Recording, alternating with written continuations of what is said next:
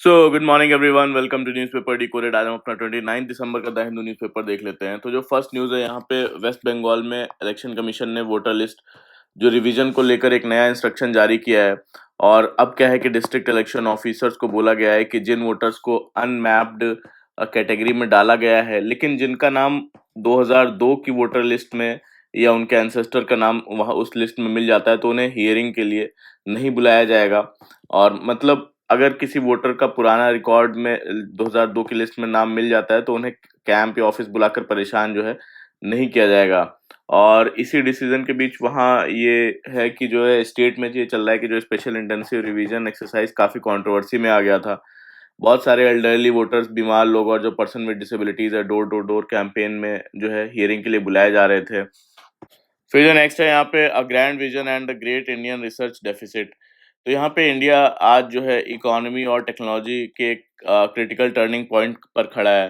तो देश global power बनने का सपना देख रहा है, लेकिन एक बड़ी कमजोरी बार बार सामने आती है, और वो है रिसर्च एंड डेवलपमेंट की कमी की। आर्टिकल बताता है कि इंडिया के पास दुनिया की 17.5% पॉपुलेशन है, पर वर्ल्ड के जो टोटल रिसर्च आउटपुट में सिर्फ 3% इंडिया से आता है इसका। मतलब इंडिया, हम अपने टैलेंट कैपेसिटी का फुल यूज़ नहीं कर पा रहे हैं। और यहाँ पे पेटेंट फाइलिंग में ग्रोथ हुई है, लेकिन ग्लोबल लेवल पर जो शेयर है अभी भी बहुत कम है। सबसे बड़ा gap R&D, research and development में दिखता है। इंडिया, जिसमें कि सिर्फ 0.6 टू 0.7% अपने जीडीपी का रिसर्च एंड डेवलपमेंट पर खर्च करता है, जबकि चाइना 2.4% और यूएस 3.5%। इसराइल की बात करें तो जो है 5% से ज़्यादा का इन्वेस्ट करता है रिसर्च एंड डेवलपमेंट पे। तो शॉकिंगली जो हुआई कंपनी है, जो चाइना की, अकेले इंडिया के पूरे जो है जितना इंडिया पूरा R&D पर खर्च करता है, उससे ज़्यादा हुआई कंपनी सिर्फ चाइना की खर्च कर देती है, जो दिखाता है कि इंडिया अभी भी रिसर्च स्पेस में काफ़ी पीछे है।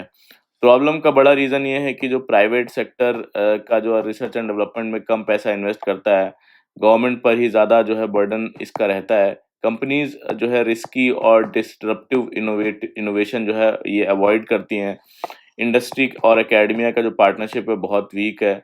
और रिसर्च लैब्स में काम जो है, जो रिसर्च लैब में होता है वो मार्केट तक पहुंचता ही नहीं है। ब्रेन ड्रेन जो है होता है इंडिया से, क्योंकि रिसर्चर्स बाहर बेटर अपॉर्चुनिटीज पाते हैं। तो सिस्टम में overall bureaucracy, slow funding approval और जो वीक इंफ्रास्ट्रक्चर है, इन ये सब भी ग्रोथ को जो और रिसर्च को और ग्रोथ को रोकते हैं। तो आर्टिकल बताता है कि इंडिया को अब डायरेक्शन बदलनी होगी। जो सजेस्टेड रोड मैप इसमें दिया गया है कि R&D स्पेंडिंग को नेक्स्ट 5 to 7 ईयर्स में कम से कम 2% ऑफ जीडीपी जो है तक बढ़ाना होगा। और प्राइवेट सेक्टर का जो शेयर है 50% से ज़्यादा रिसर्च एंड डेवलपमेंट में होना चाहिए, तो गवर्नमेंट का बर्डन भी शेयर होगा। और जो जो RDI फंड है, उसका पैसा फ्रंटियर टेक्नोलॉजीज पर फोकस हो, specially semiconductors, artificial intelligence, quantum computing, green energy, advance material.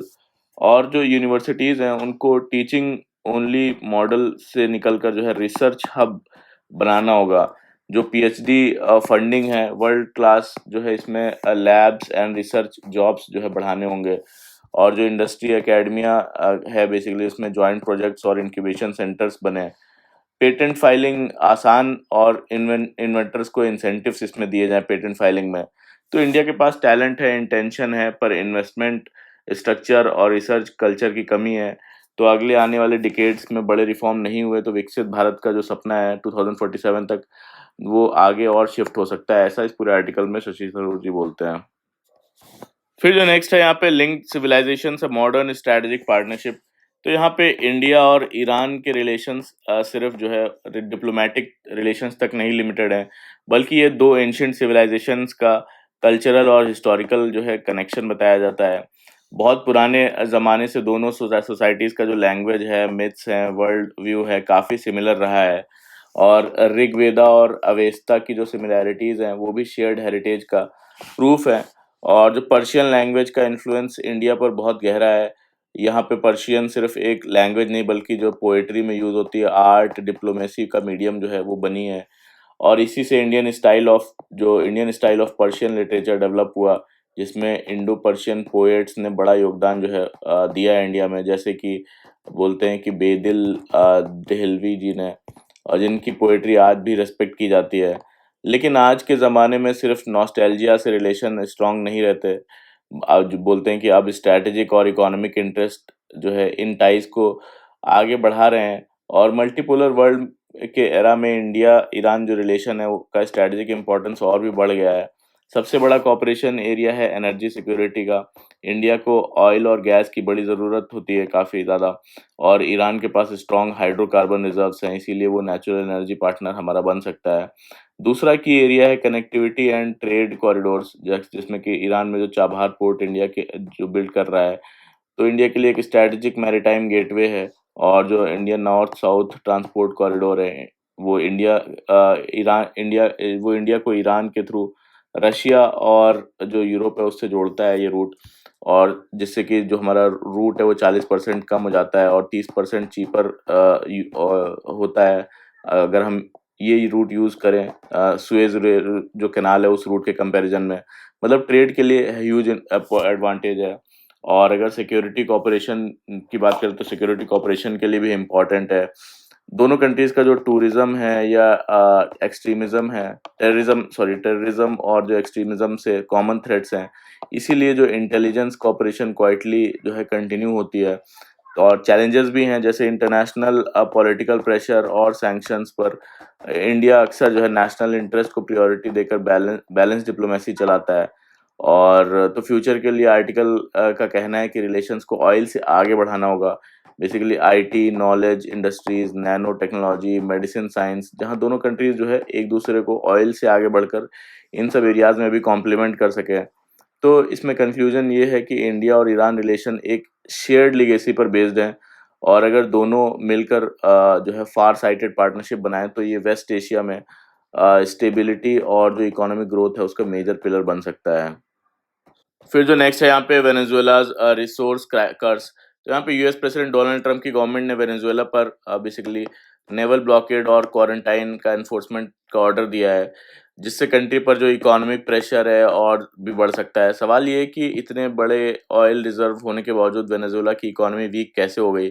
तो वेनेजुएला के पास वर्ल्ड के लार्जेस्ट प्रोवन ऑयल रिजर्व जो है हैं, लेकिन ज़्यादातर ऑयल एक्स्ट्रा हैवी क्रूड है, जिसे एक्सट्रैक्ट करने के लिए एडवांस्ड रिफाइनरीज और टेक्नोलॉजी चाहिए। इंटरनल इशू, करप्शन, मिसमैनेजमेंट और इंटरनेशनल सैंक्शंस की वजह से जो स्टेट की ऑयल कंपनीज है वेनेजुएला की, वो उसको कैपिटल और एक्सपर्टीज नहीं मिल पाई है। और प्रोडक्शन जो है 1980s के कंपैरिजन में से भी हाफ हो गया है, और सैंक्शंस के बाद जीडीपी पर कैपिटा भी ड्रामेटिकली वहाँ की गिर गई है। तो यूएस सैंक्शंस ने जो है ऑयल एक्सपोर्ट्स, पेमेंट्स और एसेट्स पर जो है वो रोक लगा दी है, जिससे इकोनॉमी कोलैप्स हो गई है और डीपन हो गई है। और साथ ही वेनेजुएला ने इकोनॉमी को डाइवर्सिफाई भी नहीं किया है, सिर्फ जो है वो ऑयल पर डिपेंडेंट रहा है। इसीलिए global share of oil exports भी जो है 4% से गिरकर 0.35% पर रह गया है। तो क्राइसिस सिर्फ ऑयल प्राइसेस की वजह से नहीं, बल्कि internal failure, internal issues, corruption, mismanagement, sanctions, lack of diversification की वजह से इसी का रिजल्ट है ये सारा। फिर जो नेक्स्ट है यहाँ पे, what are rare earth elements and why is everyone looking for them. तो यहाँ पे जो रेयर अर्थ एलिमेंट्स हैं, ये एक स्पेशल ग्रुप ऑफ मेटल्स होते हैं जो टोटल 17 बताए जाते हैं, जिसमें लैंथेनाइड, स्कैंडिनेवियम, यट्रियम जैसे एलिमेंट्स इंक्लूडेड होते हैं। और ये ज़्यादा रेयर इसलिए नहीं कि मिलते नहीं हैं, बल्कि इसलिए रेयर होते हैं क्योंकि ये जो है ज़मीन में बहुत छोटी क्वांटिटी में होते हैं और मिक्स्ड फॉर्म में जो है मिलते हैं, जिसे सेपरेट करना बहुत ही महंगा और मुश्किल होता है। तो इनका यूज़ बहुत सारी मॉडर्न टेक्नोलॉजीज़ में होता है, जैसे हाई परफॉर्मेंस मैग्नेट्स में, विंड टर्बाइन्स में, इलेक्ट्रिक व्हीकल मोटर्स में, smartphones, lasers, fibre optics, defence के सिस्टम्स, ग्रीन एनर्जी डिवाइसेज़, इन सब में होता है। तो बहुत ही इम्पोर्टेंट है। और सबसे फेमस जो है मैग्नेट है। मैग्नेट कौन-सा है? नियोडियम आयरन बोरॉन मैग्नेट, जो मोटर्स और जनरेटर्स में यूज़ होता है। तो रेयर अर्थ जो एटम्स के 4f इलेक्ट्रॉन्स बोलते हैं, स्ट्रॉन्ग मैग्नेटिक बिहेवियर देते हैं, और इसलिए ये मैग्नेट्स जो है हाई स्पीड और हाई टेम्परेचर पर भी एफिशिएंटली काम करते हैं। तो यहाँ पर बोलते हैं कि जो यूरोपियम है और जो टर्बियम है, तो ये फास्फोरस लाइट और स्क्रीन्स में जो है यूज़ होते हैं, और जो एर्बियम और नियोडियम ये लेज़र्स और ऑप्टिक फाइबर्स में यूज़ होते हैं। मतलब रेयर अर्थ बिना मॉडर्न इलेक्ट्रॉनिक्स जो है वो पॉसिबल नहीं है। और माइनिंग से लेकर रिफाइनिंग तक प्रोसेस बहुत कॉम्प्लेक्स होता है इनका। और यहाँ पे ओर से लेके ओर को क्रश करने से लेके लीचिंग करना, केमिकली ट्रीट करके सॉल्वेंट एक्सट्रैक्शन, इनसे जो है हर एलिमेंट अलग-अलग और हाई प्योरिटी में निकाला जाता है। और ये ही सब सबसे डिफ़िकल्ट और कॉस्टली स्टेप्स हैं। और कुछ ओर्स के साथ यूरेनियम, थोरियम रेडिएशन का रिस्क भी होता है, इसीलिए एनवायरमेंटल कंसर्न भी बड़ा फैक्टर है इसमें। तो आज दुनिया में सबसे ज़्यादा जो रिफाइनिंग और जो मैग्नेट प्रोडक्शन है चाइना के पास है। और चाइना लगभग 90% से ज़्यादा का शेयर रिफाइनिंग और माइनिंग रिफाइनिंग और मैग्नेट प्रोडक्शन का है वहाँ का। तो यहाँ पे इसी वजह से कंट्रीज़ जैसे कि इंडिया, यूएस, जापान, ऑस्ट्रेलिया सारे सप्लाई रिस्क को कम करने के लिए अपनी खुद की रिफाइनिंग और मैग्नेट मैन्युफैक्चरिंग कैपेसिटी डेवलप कर रहे हैं, सिर्फ माइनिंग ही नहीं कर रहे हैं। तो यहाँ पे रेयर अर्थ जो ऑयल है, ऑयल से भी ज़्यादा स्ट्रैटेजिक रिसोर्स बन चुका है, स्पेशली क्लीन एनर्जी के फ्यूचर के लिए। फिर जो नेक्स्ट है यहाँ पे assurances of state protection for minorities must go beyond symbolism. तो यहाँ पे प्राइम मिनिस्टर नरेंद्र मोदी ने 25 दिसंबर को दिल्ली के कैथेड्रल चर्च में रिडेम्पशन में Christmas morning prayer service attend की, जो काफ़ी सिंबॉलिक और ग्लोबली नोटिस जेस्चर था। मोदी जी पहले भी क्रिश्चियन लीडर से मिलते रहे हैं, लेकिन पूरी वर्शिप जो सर्विस है उसमें शामिल होना पहली बार था। उन्होंने सोशल मीडिया पर जो पीस, कंपैशन और हार्मनी का मैसेज भी दिया, जीसस क्राइस्ट की टीचिंग्स का जिक्र करते हुए। और इस जेस्चर के बाद एक बड़ा कॉन्टेक्स्ट ये है कि कुछ टाइम से इंडिया कि कई रीजन्स में जो क्रिश्चियंस के खिलाफ जो इंटिमिडेशन है, वायलेंस और जो वर्शिप डिसरप्शंस की रिपोर्ट आ रही हैं, स्पेशली क्रिसमस सीजन के दौरान। इसीलिए मोदी जी का जो चर्च विजिट है एक रीअश्योरेंस मैसेज के रूप में देखा गया कि इंडिया एक डाइवर्स और जो इंक्लूसिव सोसाइटी है। तो हिस्टोरिकली बोलते हैं कि ऑर्गेनाइजेशन है आरएसएस ने क्रिश्चियनिटी और इस्लाम को फॉरेन रिलीजन्स जो है माना था, लेकिन रिसेंट ईयर्स में वो नेशनल आइडेंटिटी में जो है इनको भी इंक्लूड करने की बात करता है। तो मोदी जी का चर्च विजिट भी एक जो है इसी मॉडरेशन और टॉलरेंस नैरेटिव का हिस्सा समझा गया। लेकिन आर्टिकल कहता है कि अगर ये सच में मैसेज था तो उसे और स्ट्रांगली और क्लियरली कम्युनिकेट करना चाहिए, स्पेशली उन स्टेट गवर्नमेंट्स और पुलिस फोर्सेस को जो बीजेपी के कंट्रोल में हैं। और रियलिटी ये है कि जहाँ कई जगहों जैसे असम, यूपी, छत्तीसगढ़, केरला, उड़ीसा, दिल्ली, इन सब में चर्चेस पर अटैक हुए, वर्शिप डिसरप्शन हुआ और फॉल्स कन्वर्जन एक्यूजेशंस जैसे केसेस कंटिन्यू हुए हैं। तो कई इंसिडेंट्स में मॉब्स के खिलाफ इफेक्टिव पुलिस एक्शन भी नहीं हुआ है।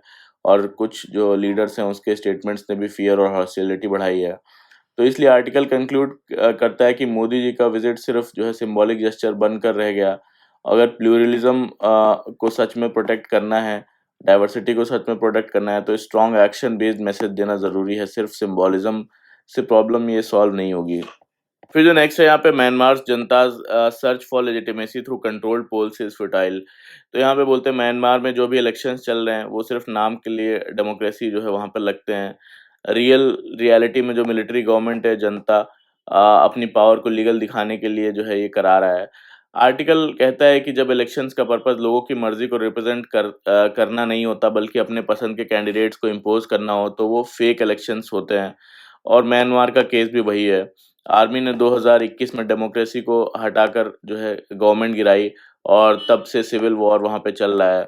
अब वो इलेक्शंस 3 फेजेस में करा रहे हैं, पर प्रॉब्लम ये है कि बहुत सारे जो एरियाज़ है उसमें इलेक्शन हो ही नहीं रहा है, क्योंकि वहाँ आर्मी का कंट्रोल नहीं है।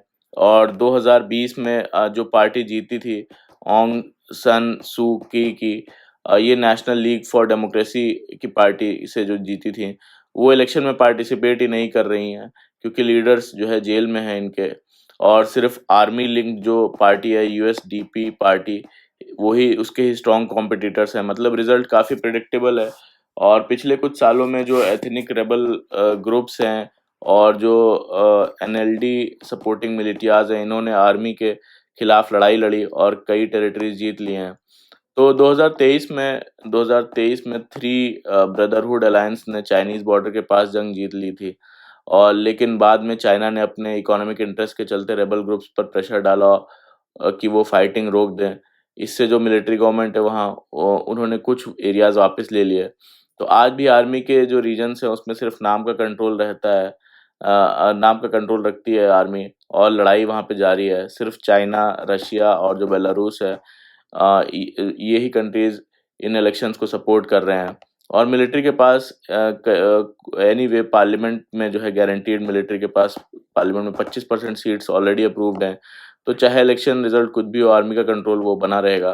तो आर्टिकल बोलता है ये इलेक्शन जो है वो लेजिटिमेसी को दिखाने की कोशिश है, पर लोगों का सपोर्ट नहीं मिलेगा और म्यांमार को ज़्यादा कॉन्फ्लिक्ट और इंस्टेबिलिटी यहाँ पर फेस करनी पड़ सकती है, ऐसा इस पूरे आर्टिकल में बोलते हैं। फिर जो नेक्स्ट है यहाँ पे, Tamil Nadu needs to think beyond the metro. तो यहाँ पे आर्टिकल का मेन पॉइंट ये है कि हर शहर को मेट्रो रेल की ज़रूरत नहीं होती, स्पेशली जो मदुरई और कोयम्बटूर जैसे सिटीज़ में मेट्रो को डेवलपमेंट का सिंबल जो है बना दिया गया है, पर एक्चुअल जो मोबिलिटी है वो मोबिलिटी नीड्स कुछ और है वहाँ की। ऑथर कहते हैं पिछले 15 सालों में मेट्रोज ने अर्बन जो फंडिंग है उसका 40% हिस्सा वो खा लिया है। लेकिन मेट्रोज का जो रियल यूज़ काफ़ी कम है, सिर्फ 1.5 जो है 5 टू 12% लोग ही डेली मेट्रो यूज़ करते हैं। बाकी ज़्यादातर लोग जो है वॉकिंग, साइकिलिंग, बस या शेयर्ड ऑटो से ट्रैवल करते हैं वहाँ पे। और इंडिया के काफ़ी वर्कर्स का डेली जो ट्रैवल है वो 4 से 5 किलोमीटर का ही होता है, तो उन्हें expensive long distance metro corridors की ज़रूरत नहीं है। तो मेट्रो ज़्यादातर जो है एलीट इमेजिनेशन और ग्लैमर को सर्व करती है, कॉमन पीपल्स की नीड को नहीं। तो मेट्रो प्रोजेक्ट्स एक्सट्रीमली महंगे होते हैं, 300 से 900 करोड़ पर किलोमीटर तक खर्चा आता है, और ऑलमोस्ट सारी मेट्रोज लॉस में चलती हैं, हेविली सब्सिडाइज्ड रहती हैं। और ऐसे प्रोजेक्ट्स स्मॉल सिटीज़ के लिए जो है फाइनेंशियल बर्डन जो है बन जाते हैं, और पर बेसिक फैसिलिटीज़ जो है उससे डाइवर्ट हो जाती हैं, जैसे पानी हो गया, वाटर, रोड, हाउसिंग, हेल्थ, बस नेटवर्क। और इसके बजाय जो बोलते हैं कि मदुरई और कोयम्बटूर है जैसे कॉम्पैक्ट सिटीज़ के लिए बेटर सॉल्यूशन है कि फास्ट इलेक्ट्रिक बसेस हों, और शेयर्ड फुटपाथ्स हों, पेडेस्ट्रियन फर्स्ट जोन्स हों, प्रोटेक्टेड साइकिलिंग ट्रैक्स हों, इंटीग्रेटेड ऑटो हो, लास्ट माइल सिस्टम हो। तो ग्लोबली काफ़ी सक्सेसफुल सिटीज़ मेट्रो के बिना ही मॉडर्न मोबिलिटी अचीव करती हैं। तो यहाँ पे बोलते हैं कि development is equal to mobility that works for real people, not shiny infrastructure. तो तमिलनाडु अगर मेट्रो के बियॉन्ड सोच पाए तो वो कंट्री के लिए न्यू अर्बन मॉडल सेट कर सकता है, ऐसे इसमें बोला गया है। फिर जो नेक्स्ट है यहाँ पे, Ukraine and Russia seek peace says Trump as Zelensky begins US visit. तो यहाँ पे डोनाल्ड ट्रम्प ने फ्लोरिडा में व्लादिमीर जेलेंस्की से मुलाकात करके कहा कि वो और व्लादिमीर पुतिन दोनों पीस चाहते हैं। और मीटिंग से पहले ट्रम्प ने पुतिन से 1 घंटे बात की। जेलेंस्की ने कहा कि वो टेरिटोरियल कंसेशंस पर डिस्कशन करेंगे, जबकि रशिया ने बेसिकली यूक्रेन के कीव पर अटैक्स और भी बढ़ा दिए हैं। फिर जो नेक्स्ट है यहाँ पे, China host 2 days talks to solidify Thailand Cambodia ceasefire deal. तो थाईलैंड और कंबोडिया के बीच जो बॉर्डर पर क्लैशेस हैं उसको रोकने के लिए दोनों देशों ने एक नया सीजफायर एग्रीमेंट जो है साइन किया है, जिसमें जो है 72 आवर्स का ऑब्जर्वेशन पीरियड रखा गया है।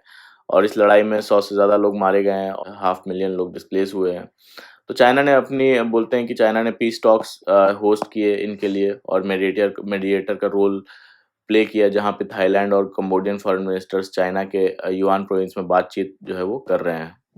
फिर जो नेक्स्ट है यहाँ पे, ओवर 10,000 पीपल डिस्प्लेस्ड इन 3 days इन सूडान। तो सूडान में क्या है कि सूडान बेसिकली का जो वेस्टर्न और सदर्न रीजन है उसमें आर्मी और आरएसएफ एक पैरामिलिट्री ग्रुप है, इनके बीच लगातार जो है लड़ाई चल रही है। उससे सिर्फ 3 दिन में 10,000 से ज़्यादा लोग डिस्प्लेस हो गए हैं।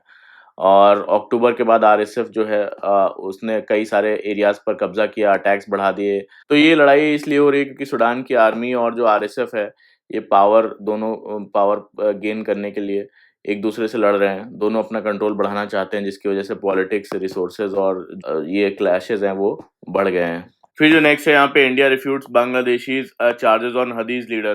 तो यहाँ पे इंडिया और बांग्लादेश के बीच एक नया डिप्लोमेटिक कंट्रोवर्सी सामने आया है कि बांग्लादेश पुलिस ने क्लेम किया है कि जो इस्लामिस्ट यूथ शरीफ ओमान हदी हैं, इसके मर्डर के सस्पेक्ट्स जो फैजल करीम और आलमगीर शेख है, वो बांग्लादेश से मेघालय बॉर्डर क्रॉस करके इंडिया आ गए, और लोकल जो लोगों ने उनकी मदद की। लेकिन इंडियन ऑफिशियल सोर्सेज ने और मेघालय पुलिस ने इस क्लेम को बिल्कुल गलत बताया। तो उन्होंने बताया कि बांग्लादेश की पुलिस की इन्फॉर्मेशन जो है इनएक्यूरेट है और इंडिया के पास ऐसी कोई कंफर्मेशन नहीं है। तो इसी के पैरेलल जो है, जो माइनॉरिटीज के ट्रीटमेंट को लेकर इंडिया के मिनिस्टर ऑफ एक्सटर्नल अफेयर्स ने कहा है कि बांग्लादेश में हिंदूज, क्रिश्चियन और बुद्धिस्ट पर लगातार जो है अटैक्स और हॉस्टिलिटीज जो है बढ़ रही हैं, जो कि ग्रेव कंसर्न का सब्जेक्ट है। और बांग्लादेश की फॉरेन मिनिस्ट्री ने इस पर स्ट्रॉन्ग रिएक्शन दिया। उनके जो स्पोक्स पर्सन है उन्होंने कहा कि इंडिया का जो कंसर्न है वो इनएक्यूरेट है, एग्जैजरेटेड है और मोटिवेटेड नैरेटिव है, मतलब रियलिटी को गलत तरीके से दिखाया जा रहा है। फिर जो नेक्स्ट है यहाँ पे, nation is witnessing next generation reform says Modi.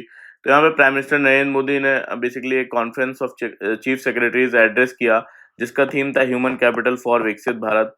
तो उन्होंने कहा कि इंडिया को डेवलप्ड नेशन बनाना है तो यूथ और जो हमारे लोग हैं उनको एम्पावर करना बहुत सबसे ज़्यादा ज़रूरी है।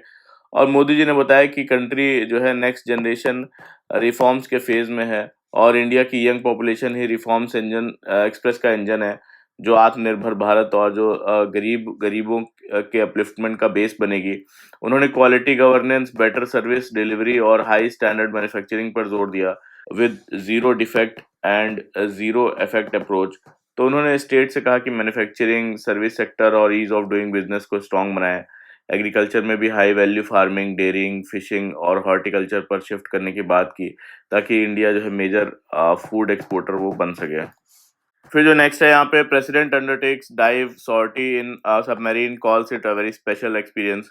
तो यहाँ पे प्रेसिडेंट जो द्रौपदी मुर्मू है उन्होंने इंडियन नेवी की सबमरीन आईएनएस वाघ शीर पर जो है वेस्टर्न कोस्ट पर एक डाइव शॉर्टी की। डाइव शॉर्टी क्या होता है? डाइव शॉर्टी का मतलब होता है सबमरीन के साथ समुद्र के में ट्रेनिंग या ऑपरेशनल जर्नी करना, जिसमें सबमरीन जो है सरफेस से पानी के अंदर जाती है और ड्रिल्स परफॉर्म करती है। द्रौपदी मुर्मू जो है बेसिकली इंडिया की सेकंड प्रेसिडेंट बनी। एपीजे अब्दुल कलाम इससे पहले ये कर चुके हैं, फिर अभी ये सेकंड प्रेसिडेंट हैं जो इन्होंने ऐसा किया है। तो ये था पूरा आज का हमारा द हिंदू का न्यूज़ डिस्कशन। कैसा लगा बताइएगा, लाइक कर लीजिएगा मेरा वीडियो, कमेंट करके बताइएगा भी कैसा लगा, सब्सक्राइब भी कर लीजिए मेरा चैनल और अपने फ्रेंड्स के साथ शेयर भी ज़रूर करिए। Thank you very much for the discussion.